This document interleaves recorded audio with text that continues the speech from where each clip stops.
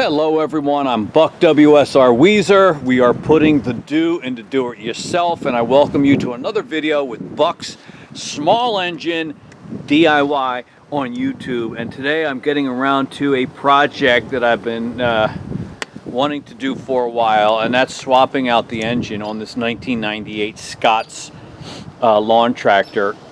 And I've got the old engine already removed, and over there you can see some of the hood and the sheet metal that goes around the engine.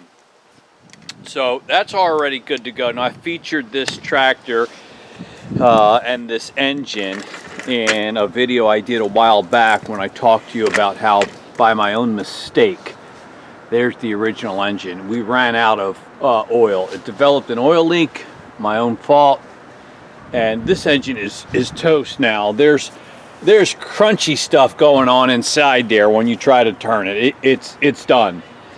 And beside it on the workbench, there's its replacement. So today we're going to try to be swapping out these engines, and I want to talk to you through the things that I'll probably have to do to make this happen.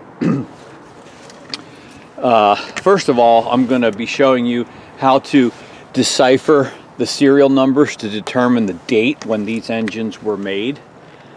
This one's a Kohler 16 horsepower. This is a 15.5. I think they'll be compatible in terms of power. Another thing I'm going to have to do is this used one that I just picked up yesterday has a crank pulley still on there. I don't know if it's frozen, seized, rusted onto that crankshaft or not, but getting that off will be one of the steps.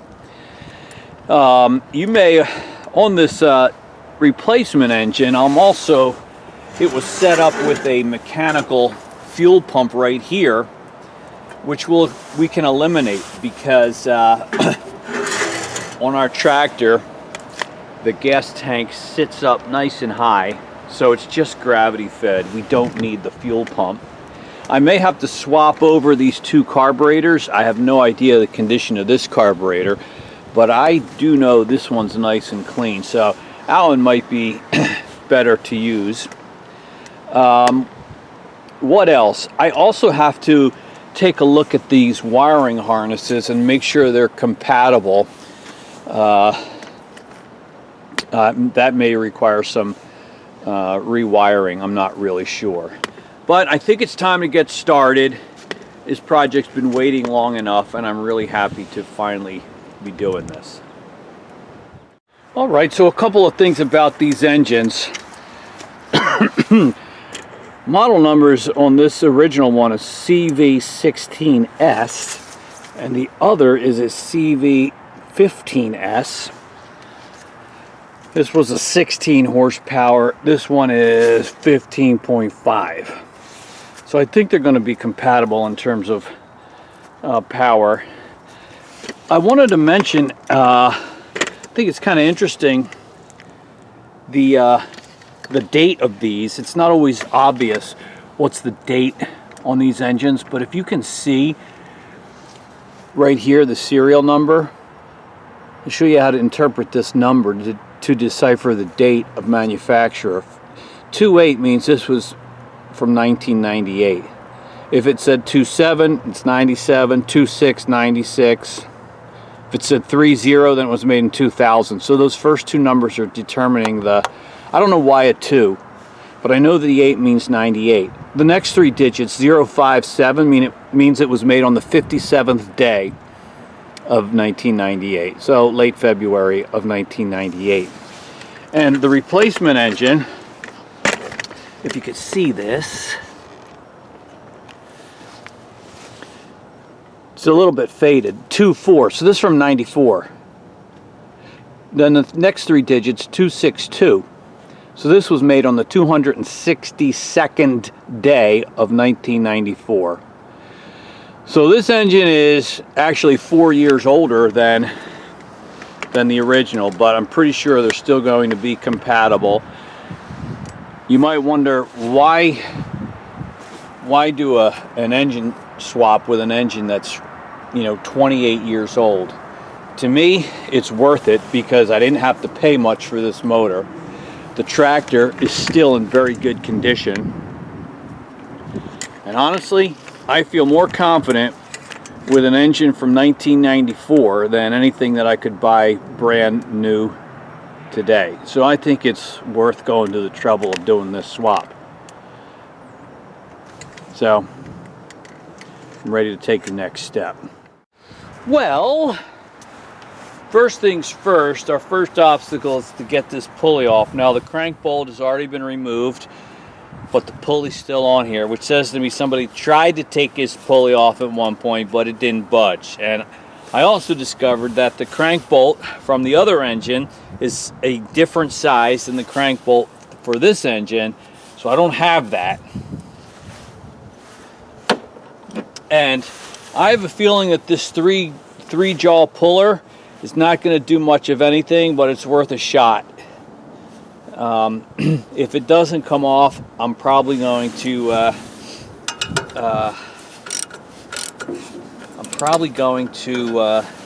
simply cut it off with the angle grinder.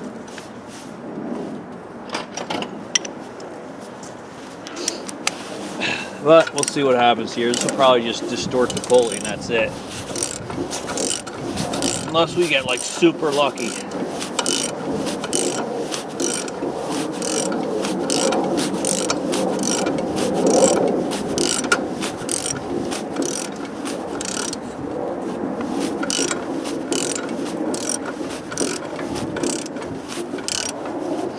That's bending our pulley, which I don't care. I don't have any reason to keep it.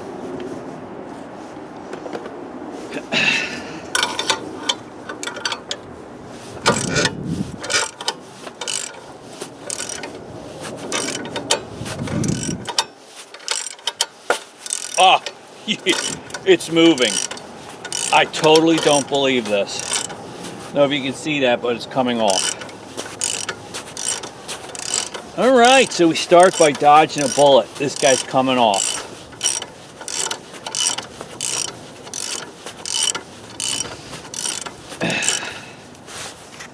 I admit to being really surprised. All right, that's happy. Let's get rid of this puller.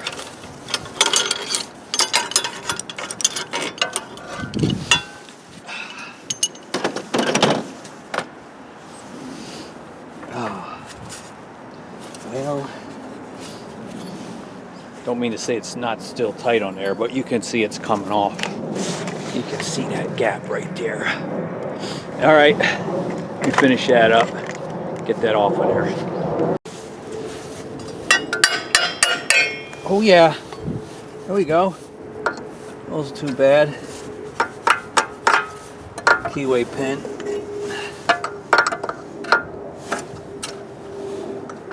There we go. I'm going to clean up this with some sandpaper, and that part is done. Glad that came off fairly easily. So while we're here, this mounting plate I don't need, so I'm going to take that off.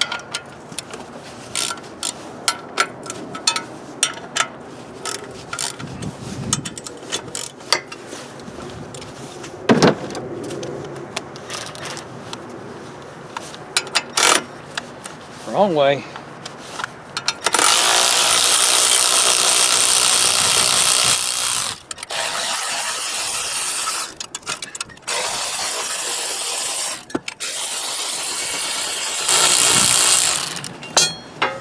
One of the things I like about this engine is it's clean. There's very little evidence of oil leaking. Maybe a little dirt here from the, from an oil change or two, but the engine looks nice and clean, and I'm happy about that. Doesn't appear to have ever been leaking oil.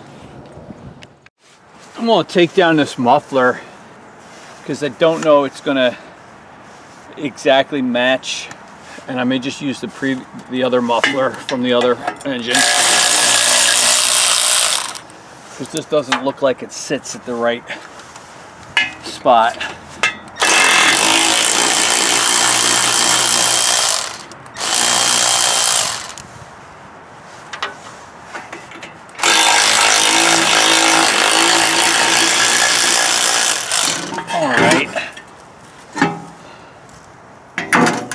Good, the gasket is still up there. We'll leave him right there. I think my next step is to swap these two carburetors because I don't know the condition of this one, but I know my other one's clean and good. And I also need to eliminate the fuel pump. I don't know if I'll leave it in place and just disable it, or maybe take it off and plug the other side.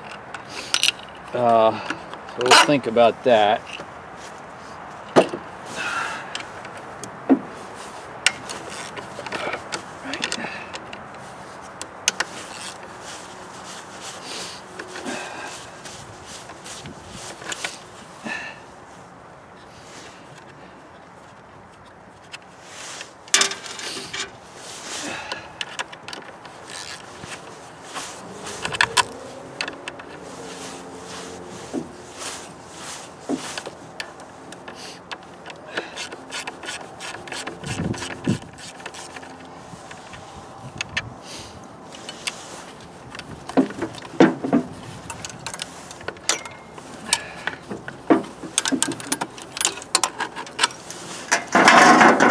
Right.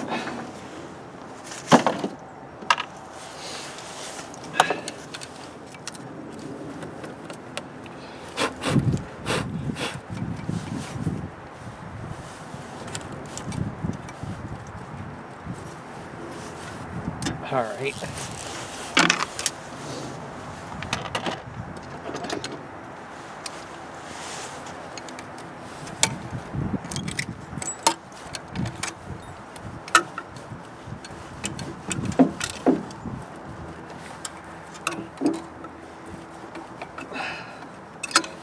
Alright, here's the fuel line.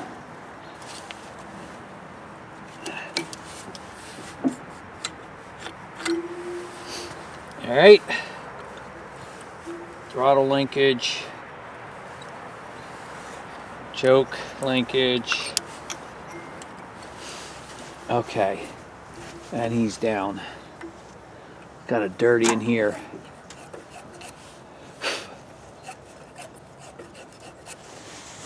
All right. Okay, so I took the engine shroud off the top here. Just wanted to take a look at things and see what we got. So I see our electrical setup is a little bit different because, you know, on our original engine we had this regulator, voltage regulator, rectifier, I don't know what you call it, mounted externally, but here I don't, you know, mounted on the top of the engine. But this one does not have that. I don't know if it was located somewhere else on the tractor or if it's just a slightly different setup. We'll have to figure that out because we do need to have the battery charged. So I need that to happen for our tractor. It looks like these two wires here have been fixed at some point. They may have. That's this black and yellow here. They're coming from the alternator underneath the flywheel. This white one I can see is our kill wire to the ignition coil. Looks like it's been slightly chewed. Not too bad though. And this red one, of course, comes over to our fuel solenoid at the base of the carburetor. So the electrical setup is a little different, maybe a little simpler. So that will require some work to figure that out. All right, so we're talking about this carburetor and this fuel pump. So you see, this is a fuel line, a metal fuel line that comes over from the mechanically driven fuel pump, and I want you to look at that with me.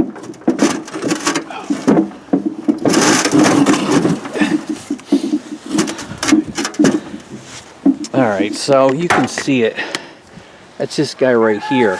This actually looks like it's been replaced at some point, and it's mechanically driven, probably off the camshaft in the inside the engine. And my thought is to simply eliminate it but not take it off. I'm just going to cap it on both sides I'll cap the input here with something instead of this fuel line. And then over on this side, I'm going to do that right now actually. I mean, I could just remove the whole thing, but then I'd have to plug the side of the engine block on the other, and it might be easier to just put that cap on there and not do anything else at this point. I got to get a bigger clamp. I'm just going to cap it off there, and I'm going to cap off the fuel inlet on the other side. And our gravity fed system doesn't require this, but I feel like I'm just going to leave it in place for the time being, because that's easier than getting rid of it and capping the other side.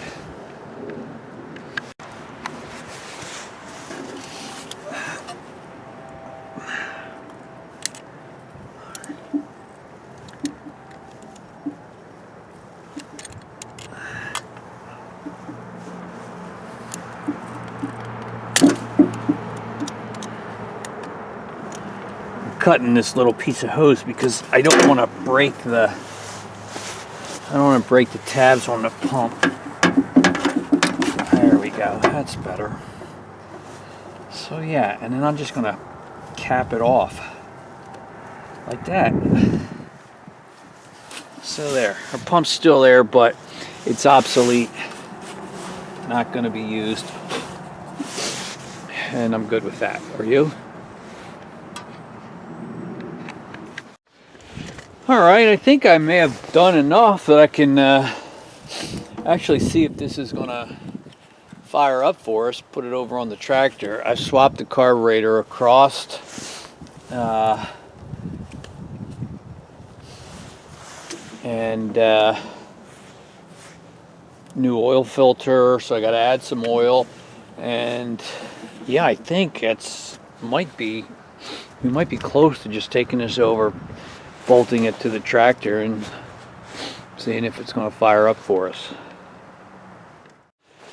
Well, had to turn some lights on out here. I persevered past sunset and got the engine here, put on the muffler, connected the harness, what was there. I think I added oil.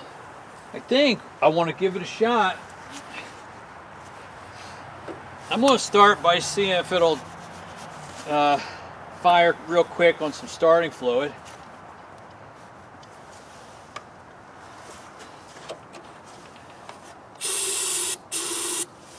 We'll try that. After that, we'll see if it'll run on gasoline.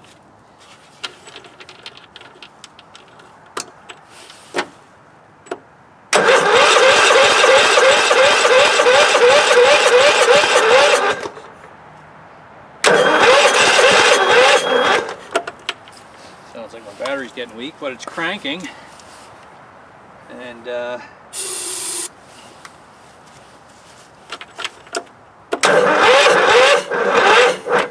gonna have to charge your battery, I guess. That seems pretty good. Making some progress here. Be right back at you. All right, let's try it one more time.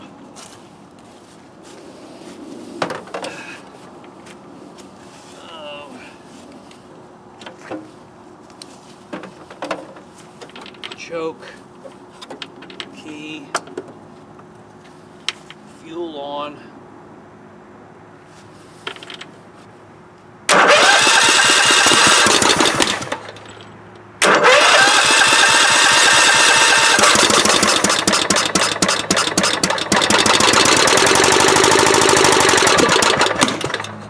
Oh, he wants to.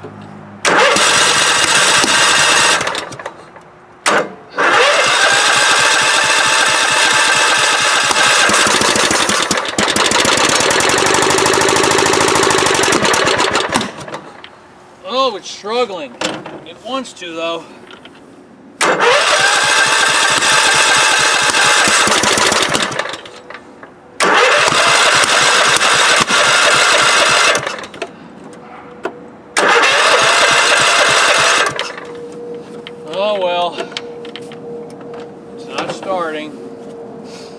I'll have to wait till daylight to sort this out.